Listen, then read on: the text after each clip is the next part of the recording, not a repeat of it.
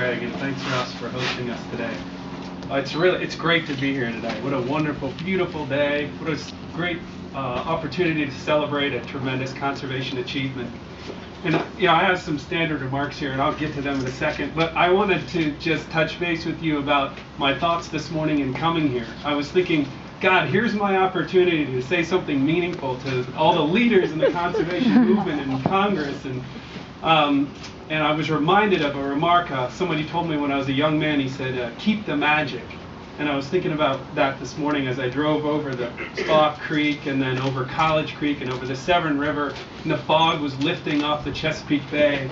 And I drove over the Chesapeake Bay Bridge, and I was with my mother, who's here with me today. The sun was rising, and she said, wow, look at the sunrise over the Chesapeake. Isn't that beautiful?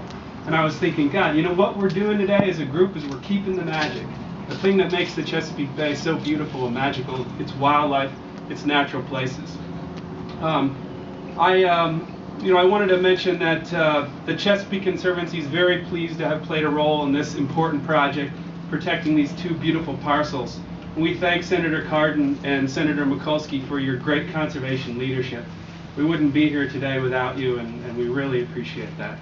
We were really proud to partner with the U.S. Fish and Wildlife Service, a great partner, the National Park Service, another great partner, in the Maryland Department of Natural Resources on this project, and the Conservation Fund. My good friend Bill Crouch and I work closely together on this project. Bill's a great conservation leader, and I'm always pleased to work with him. Mike Burke isn't here today, but he works on Senator Cardin's staff, and we've been working with him for years. He fights behind the scenes for these important projects, and I'd be remiss if I didn't mention him. One of our major goals is to protect those places in the bay that have a special mix of ecological, cultural, and historic significance. Something we're calling special places, saving those special places, and trying to connect people with the wildlife and the amazing stories that those places hold. And we want to save those untrammeled natural coves, those shorelines and bends in the river. I stole that from a Tom Horton book, by the way. But I just love that quote. And we want a little more nature, a little less concrete, and we want the stories of our past to bring about a harmonious future.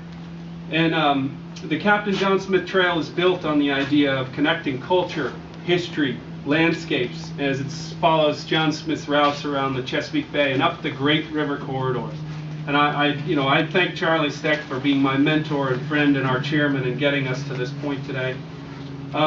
These great river corridors, they're migratory corridors for people, American Indians and the subsequent folks that followed them, but also wildlife, waterfowl, bald eagles, rockfish, Delmarva fox squirrels, you name it. And speaking of those migrations, I need to give you a little detail on John Smith's migration up the Nanticoke River.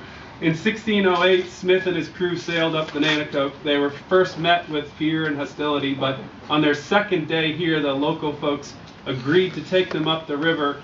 And by looking at Smith's account, his map, we believe that this newly protected property on the Nanticoke, the Tidelands property, was a place that Smith passed.